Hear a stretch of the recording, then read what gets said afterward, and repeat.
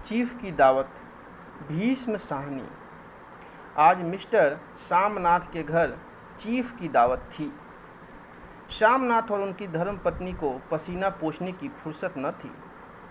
पत्नी dressing gown पहने, उलझे हुए बालों का जूड़ा बनाए, मुंह पर फैली हुई सूखी और पाउडर को भूले, और मिस्टर सामनाथ सिगरेट पर सिगरेट फूंकते हुए चीज़ों की फहरिस्त हाथ में थामे एक कमरे से दूसरे कमरे में आ जा रहे थे।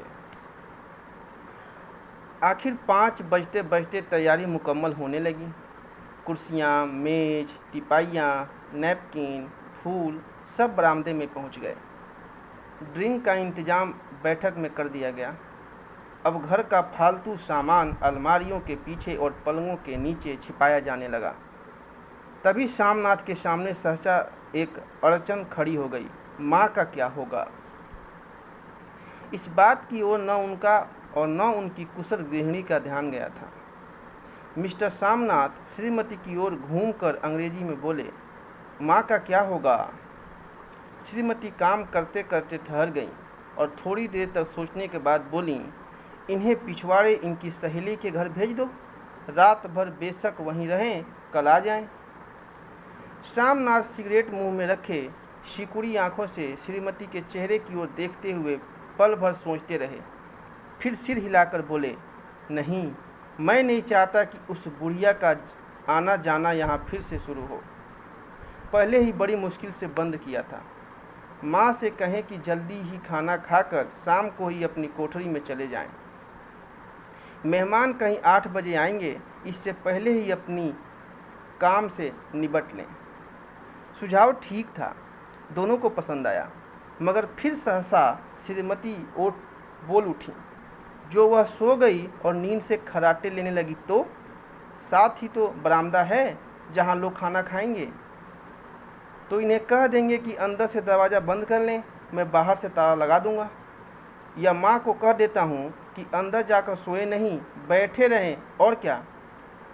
और जो सो गई तो डिनर का क्या मालूम कब तक चले, 11 बजे तक तो तुम ड्रिंक ही करते रहते हो। सामनाथ कुछ खिज उठे, हाथ झटकते हुए बोले, अच्छी भली यह भाई के पास जा रही थी, तुमने यूं ही खुद अच्छा बनने के लिए बीच में टांग अड़ा दी। वाह, तुम माँ और बेटे की बातों में मैं क्यों बुरी बनूं, तुम जानो और वह जाने। मिस्टर सामनाथ चुप रहे। यह मौका बहस का न था, समस्या का हल ढूंढने का था। उन्होंने घूमकर माँ की कोठरी की ओर देखा। कोठरी का दरवाज़ा बरामदे में खुलता था। बरामदे की ओर देखते हुए झट से बोले, मैंने सोच लिया है, और उन्हीं कदमों माँ की कोठरी के बाहर जा खड़े हुए। माँ दीवार के साथ एक चौकी पर बैठी दुपट्टे में मुंह सिर लपेटे माला जप रही थी। सुबह से तैयारी होती देखते हुए माँ का भी दिल धड़क रहा था। बेटे के दफ्तर का बड़ा साहब घर पर आ रहा है, सारा काम सुबीते से चल जाए। माँ, आज तुम खाना जल्दी खा लेना, मेहमान लोग 7:30 बजे आ जाएंगे। माँ ने धीरे से मुंह पर से दुपट्टा हटाया और बेटे को देखते हुए कहा, आज मुझे खाना नहीं खाना है बेटा, तुम तो जानते हो मांस मछली बने तो मैं कुछ नहीं खाती। जैसे भी हो अपने काम से जल्दी निपट लेना। अच्छा बेटा। और माँ, हम लोग पहले बैठक में बैठेंगे, उतनी देर तुम यहाँ बरामदे में बैठना, फिर जब हम यहाँ आ जाएं तो तुम गुसलखाने के रास्ते बैठक में चली जाना। माँ अवाक बेटे का चेहरा देखने लगी, फिर धीरे से बोली, अच्छा बेटा। और माँ, आज जल्दी सो नहीं जाना, तुम्हारे खर्राटों की आवाज़ दूर तक जाती है। माँ लज्जित सी आवाज़ में बोली, क्या करूँ बेटा, मेरे बस की बात नहीं है। जब से बीमारी से उठी हूँ, नाक से सांस नहीं ले सकती। मिस्टर सामनाथ ने इंतजाम को तो कर दिया, फिर भी उनकी अधेड़ बुन खत्म नहीं हुई। जो चीफ अचानक उधर जा निकला तो 8-10 मेहमान होंगे, देसी अफसर, उनकी स्त्रियां होंगी, कोई भी गुसलखाने की तरफ जा सकता है। क्षोभ और क्रोध में वह झुझलाने लगे। एक कुर्सी को उठाकर बरामदे में कोठरी के बाहर रखते हुए बोले, आओ माँ, इस पर जरा बैठो तो। माँ माला संभालती, पल्ला ठीक करती उठी और धीरे से कुर्सी पर आकर बैठ गई। यूँ नहीं माँ, टांगे ऊपर चढ़ा कर नहीं बैठते, यह खाट नहीं है। माँ ने टांगे नीचे उतार ली। और खुदा के वास्ते नंगे पाँव नहीं घूमना, न ही वह खड़ाऊँ पहन कर सामने आना। किसी दिन तुम्हारी वह खड़ाऊँ उठाकर मैं बाहर फेंक दूंगा। माँ चुप रही। कपड़े कौन सी पहनोगी माँ? जो है वही पहनूंगी बेटा, जो कहो पहन लूँ। मिस्टर सामनाथ सिगरेट मुंह में रखे फिर अधखुली आंखों से माँ की ओर देखने लगे और माँ के कपड़ों की सोचने लगे। सामनाथ हर बात में तरतीब चाहते थे। घर का सब संचालन उनके अपने हाथ में था। खुटिया कमरे में कहाँ लगाई जाए, बिस्तर कहाँ पर बिछे, किस रंग के पर्दे लगाए जाएं, श्रीमती कौन सी साड़ी पहने, मेज किस साइज की हो। सामनाथ को चिंता थी कि अगर चीफ का साक्षात माँ से हो गया तो कहीं लज्जित न होना पड़े। माँ को सिर से पांव तक देखते हुए बोले, तुम सफ़ेद कमीज और सफ़ेद सलवार पहन लो माँ, पहन के आओ तो जरा देखूं। माँ धीरे से उठी और अपनी कोठरी में कपड़े पहनने चली गई। यह माँ का झमेला ही रहेगा, उन्होंने फिर अंग्रेजी में अपनी स्त्री से कहा। कोई ढंग की बात हो तो भी कोई कहे, अगर कहीं कोई उल्टी सीधी बात हो गई, चीफ को बुरा लगा तो सारा मज़ा जाता रहेगा। माँ सफ़ेद कमीज और सफ़ेद सलवार पहनकर बाहर निकली। छोटा सा कद, सफ़ेद कपड़ों में लिपटा छोटा सा सूखा हुआ शरीर, धुंधली आंखें, केवल सिर के आधे झड़े हुए बाल पल्ले की ओट में छिप पाए थे। पहले से कुछ ही कम कुरूप नज़र आ रही थी। चलो ठीक है, कोई चूड़ियाँ वूड़ियाँ हो तो वह भी पहन लो, कोई हर्ज नहीं। चूड़ियाँ कहाँ से लाऊं बेटा, तुम तो जानते हो सब जेवर तुम्हारी पढ़ाई में बिक गए। यह वाक्य सामनाथ को तीर की तरह लगा। तिनक कर बोले, यह कौन सा राग छेड़ दिया माँ, सीधा कह दो नहीं है जेवर, बस। इससे पढ़ाई वढ़ाई का क्या ताल्लुक है? जो जेवर बिका तो कुछ बनकर ही आया हूँ, नीरा लंडूरा तो नहीं लौट आया। जितना दिया था उससे दोगुना ले लेना। मेरी जीभ जल जाए बेटा, तुमसे जेवर लूँगी? मेरे मुंह से यूं ही निकल गया, जो होते तो लाख बार पहनती। 5:30 बज चुके थे। अभी मिस्टर सामनाथ को खुद भी नहा धोकर तैयार होना था। श्रीमती कब की अपने कमरे में जा चुकी थी। सामनाथ जाते हुए एक बार फिर माँ को हिदायत करते गए, माँ रोज़ की तरह गुमसुम बन के नहीं बैठी रहना। अगर साहब इधर आ निकले और कोई बात पूछे तो ठीक तरह से बात का जवाब देना। मैं न पढ़ी न लिखी बेटा, मैं क्या बात करूँगी। तुम कह देना माँ अनपढ़ है, कुछ जानती समझती नहीं, वह नहीं पूछेगा। 7 बजते बजते माँ का दिल धक धक करने लगा। अगर चीफ सामने आ गया और उसने कुछ पूछा तो वह क्या जवाब देगी। अंग्रेज को तो दूर से ही देखकर घबरा उठती थी, यह तो अमेरिकी है, न मालूम क्या पूछें। मैं क्या कहूँगी। माँ का जी चाहा कि चुपचाप पिछवाड़े विधवा सहेली के घर चली जाए, मगर बेटे के हुक्म को कैसे टाल सकती थी। चुपचाप कुर्सी पर से टांग लटकाए वहीं बैठी रही। एक कामयाब पार्टी वह है जिसमें ड्रिंक कामयाबी से चल जाए। सामनाथ की पार्टी सफलता के शिखर चूमने लगी। वार्तालाप उसी रौम में बह रहा था जिस रौम में गिलास भरे जा रहे थे। कहीं कोई रुकावट न थी, कोई अड़चन न थी। साहब को विस्की पसंद आई थी, मेम साहब को पर्दे पसंद आए थे, सोफ़ा कवर का डिज़ाइन पसंद आया था, कमरे की सजावट पसंद आई थी। इससे बढ़कर क्या चाहिए। साहब तो ड्रिंक के दूसरे दौर में ही चुटकुले और कहानियाँ कहने लग गए थे। दफ्तर में जितना रौब रखते थे, यहाँ पर उतने ही दोस्त परवर हो रहे थे। और उनकी स्त्री काला गाउन पहने, गले में सफ़ेद मोतियों का हार, सेंट और पाउडर की महक से ओत-प्रोत कमरे में बैठी सभी देसी स्त्रियों की आराधना का केंद्र बनी हुई थी। बात बात पर हंसती, बात बात पर सिर हिलाती और सामनाथ की स्त्री से तो ऐसे बात कर रही थी जैसे उनकी पुरानी सहेली हो। और इसी रोम में पीते पिलाते 10:30 बज गए। वक्त गुजरता पता ही न चला। आखिर सब लोग अपने अपने गिलासों में से आखिरी घूंट पीकर खाना खाने के लिए उठे और बैठक से बाहर निकले। आगे आगे सामनाथ रास्ता दिखाते हुए, पीछे चीफ और दूसरे मेहमान। बरामदे में पहुंचते ही सामनाथ सहसा ठिठक गए। जो दृश्य उन्होंने देखा उससे उनकी टांगें लड़खड़ा गई और क्षण भर में सारा नशा हिरन होने लगा। बरामदे में ऐन कोठरी के बाहर माँ अपनी कुर्सी पर ज्यों ही की त्यों बैठी थी, मगर दोनों पांव कुर्सी की सीट पर रखे हुए और सिर दाएं से बाएं और बाएं से दाएं झूल रहा था, और मुंह में से लगातार गहरे खर्राटे की आवाज़ें आ रही थी। जब सिर कुछ देर के लिए टेढ़ा होकर एक तरफ को थम जाता तो खर्राटे और भी गहरे हो उठते, और फिर जब झटके से नींद टूटती तो सिर फिर दाएं से बाएं झूलने लगता। पल्ला सिर पर से खिसक आया था और माँ के झड़े हुए बाल आधे गंजे सिर पर अस्त व्यस्त बिखर रहे थे। देखते ही सामनाथ क्रुद्ध हो उठे। जी चाहा कि माँ को धक्का देकर उठा दे और उन्हें कोठरी में धकेल ले, मगर ऐसा करना संभव न था। चीफ और बाकी मेहमान पास खड़े थे। माँ को देखते ही देसी अफसरों की कुछ स्त्रियां हंस दी कि इतने में चीफ ने धीरे से कहा, पुअर डियर। माँ हड़बड़ा के उठ बैठी।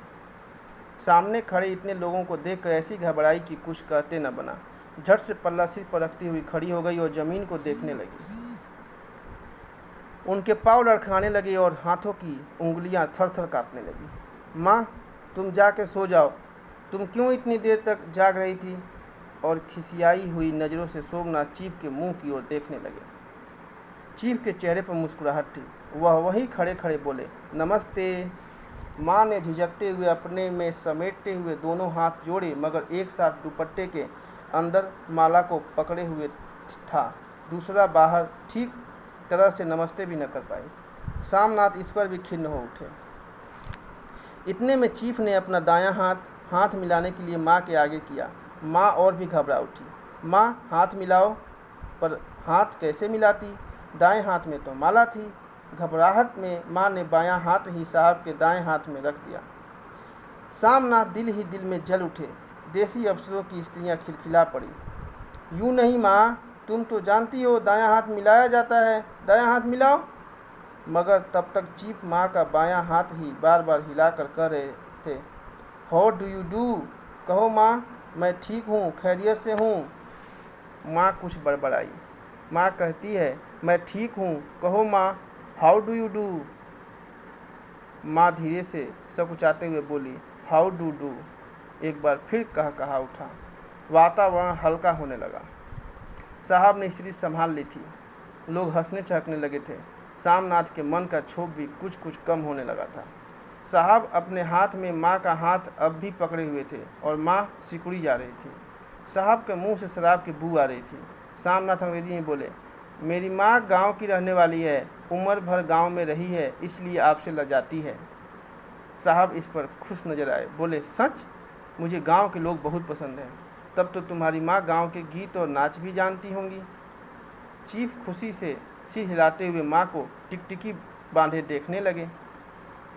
माँ, साहब कहते हैं कोई गाना सुनाओ, कोई पुराना गीत, तुम्हें तो कितने ही याद होंगे। माँ धीरे से बोली, मैं क्या गाऊंगी बेटा, मैंने कब गाया है। वाह माँ, मेहमान का कहा भी कोई टालता है। साहब ने इतनी रीझ से कहा है, नहीं गाओगी तो साहब बुरा मानेंगे। मैं क्या गाऊं बेटा, मुझे क्या आता है। वाह, कोई बढ़िया टप्पे सुना दो, 2 पत्तर अनारा दे। देसी अफसर उनकी स्त्रियों ने इस सुझाव पर तालियां पीटी। माँ कभी दीन दृष्टि से बेटे के चेहरे को देखती, कभी पास खड़ी बहू के चेहरे को। इतने में बेटे ने गंभीर आदेश भरे लहजे में कहा, माँ। इसके बाद हाँ या ना का सवाल ही न उठता था। माँ बैठ गई और क्षीण दुर्बल लर्जती आवाज़ में एक पुराना विवाह का गीत गाने लगी। हरिया नी माए हरिया नी भैरे, हरिया ते भागी भरिया है। देसी स्त्रियां खिलखिलाकर हंस उठीं। 3 पंक्तियां गा के माँ चुप हो गई। बरामदा तालियों से गूंज उठा। साहब तालियां पीटना बंद ही न करते थे। सामनाथ की खिंच प्रसन्नता और गर्व में बदल उठी थी। माँ ने पार्टी में नया रंग भर दिया था। तालियां थमने पर साहब बोले, पंजाब के गांवों की दस्तकारी क्या है? सामनाथ खुशी में झूम रहे थे। बोले, ओ बहुत कुछ साहब। मैं आपको एक सेट उन चीज़ों का भेंट करूंगा, आप उन्हें देखकर खुश होंगे। मगर साहब ने सिर हिलाकर अंग्रेजी में फिर पूछा, नहीं, मैं दुकानों की चीज़ नहीं मांगता। पंजाबियों के घरों में क्या बनता है? औरतें खुद क्या बनाती हैं? सोमनाथ कुछ सोचते हुए बोले, लड़कियां गुड़ियाँ बनाती हैं, औरतें फुलकारियाँ बनाती हैं। फुलकारियाँ? फुलकारी क्या? सोमनाथ फुलकारी का मतलब समझाने की असफल चेष्टा करने के बाद माँ को बोले, क्यों माँ, कोई पुरानी फुलकारी घर में है? माँ चुपचाप अंदर गई और अपनी पुरानी फुलकारी उठा लाई।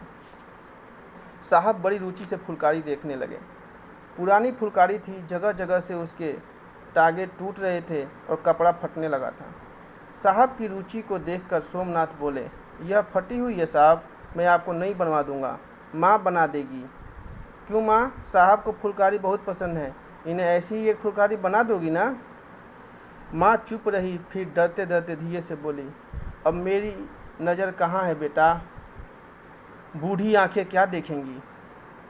मगर माँ का वाक्य बीच में ही तोड़ते हुए सामनाथ साहब को बोले, वह ज़रूर बना देंगी, आप उसे देखकर खुश होंगे। साहब ने सिर हिलाया, धन्यवाद किया और हल्के हल्के झूमते हुए खाने की मेज़ की ओर बढ़ गए। बाकी मेहमान भी उनके पीछे पीछे हो लिए। जब मेहमान बैठ गए और माँ पर से सबकी आंखें हट गई तो माँ धीरे से कुर्सी पर से उठी और सबसे नज़रें बचाते हुई अपनी कोठरी में चली गई।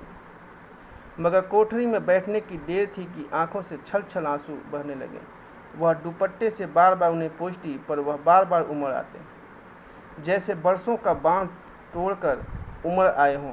माँ ने बहुतेरा दिल को समझाया, हाथ जोड़े भगवान का नाम लिया, बेटे के चिरायु होने की प्रार्थना की, बार बार आंखें बंद की, मगर आंसू बरसात के पानी की तरह जैसे थमने में ही न आते थे। आधी रात का वक्त होगा। मेहमान खाना खाकर एक एक करके जा चुके थे। माँ दीवार से सट कर बैठी, आंखें फाड़े दीवार को देखे जा रही थी। घर के वातावरण में तनाव ढीला पड़ चुका था। मोहल्ले की निस्तब्धता शामनाथ के घर पर भी छा चुकी थी। केवल रसोई में प्लेटों के खनकने की आवाज़ आ रही थी। तभी सहसा माँ की कोठरी का दरवाज़ा जोर से खटकने लगा। माँ, दरवाज़ा खोलो। माँ का दिल बैठ गया, हड़बड़ा कर उठ बैठी। क्या मुझसे फिर कोई भूल हो गई? माँ कितनी देर से अपने आप को कोस रही थी कि क्यों उन्हें नींद आ गई, क्यों वह ऊँघने लगी। क्या बेटे ने अभी तक क्षमा नहीं किया? माँ उठी और कांपते हाथों से दरवाज़ा खोल दिया। दरवाज़ा खुलते ही सामना झूमते हुए आगे बढ़ आए और माँ को आलिंगन में भर लिया। ओ अम्मी, तुमने तो आज रंग ला दिया। साहब तुमसे इतना खुश हुआ कि क्या कहूँ। ओ मम्मी, ओ मम्मी। माँ की छोटी सी काया सिमट कर बेटे के आलिंगन में छिप गई। माँ की आंखों में फिर आंसू आ गए। उन्हें पोंछती हुई धीरे से बोली, बेटा तुम मुझे हरिद्वार भेज दो, मैं कब से कह रही हूँ। सामनाथ का झूमना सहसा बंद हो गया और उनकी पेशानी पर फिर तनाव के बल पड़ने लगे। उनकी बाहें माँ के शरीर पर से हट आई। क्या कहा माँ, यह कौन सा राग तुमने फिर छोड़ दिया? सामनाथ का क्रोध बढ़ने लगा था। बोलते गए, तुम मुझे बदनाम करना चाहती हो ताकि दुनिया कहे कि बेटा माँ को अपने पास नहीं रख सकता। नहीं बेटा, अब तुम अपनी बहू के साथ जैसा मन चाहे रहो। मैंने अपना खा पहन लिया, अब यहाँ क्या करूँगी? जो थोड़े दिन जिंदगानी के बाकी हैं, भगवान का नाम लूँगी। तुम मुझे हरिद्वार भेज दो। तुम चली जाओगी तो फुलकारी कौन बनाएगा? साहब से तुम्हारे सामने ही फुलकारी देने का इकरार किया है। मेरी आंखें अब नहीं है बेटा जो फुलकारी बना सकूं। तुम कहीं और से बनवा लो, बनी बनाई ले लो। माँ, तुम मुझे धोखा दे के यूँ चली जाओगी, मेरा बनता काम बिगाड़ोगी। जानती नहीं, साहब खुश होगा तो मुझे तरक्की मिलेगी। माँ चुप हो गई, फिर बेटे के मुंह की ओर देखती हुई बोली, क्या तेरी तरक्की होगी? क्या साहब तेरी तरक्की कर देगा? क्या उसने कुछ कहा है? कहा नहीं, मगर देखती नहीं कितना खुश गया है। कहता था जब तेरी माँ फुलकारी बनाना शुरू करेंगी तो मैं देखने आऊँगा कि कैसे बनाती हैं। जो साहब खुश हो गया तो मुझे इससे बड़ी नौकरी भी मिल सकती है, मैं बड़ा अफसर बन सकता हूँ। माँ के चेहरे का रंग बदलने लगा। धीरे धीरे उनका झुर्रियों भरा मुंह खिलने लगा, आंखों में हल्की हल्की चमक आने लगी। तो तेरी तरक्की होगी बेटा? तरक्की यूं ही हो जाएगी। साहब को खुश रखूँगा तो कुछ करेगा, वरना उसकी खिदमत करने वाले और थोड़े हैं। मैं तो बना दूंगी बेटा, जैसे बन पड़ेगा बना दूंगी। और माँ दिल ही दिल में फिर बेटे के उज्जवल भविष्य की कामनाएं करने लगी। और मिस्टर सामनाथ अब सो जाओ माँ कहते हुए तनिक लड़खड़ाते हुए अपने कमरे की ओर घूम गए। इसी के साथ ये कहानी समाप्त हुई। नमस्कार।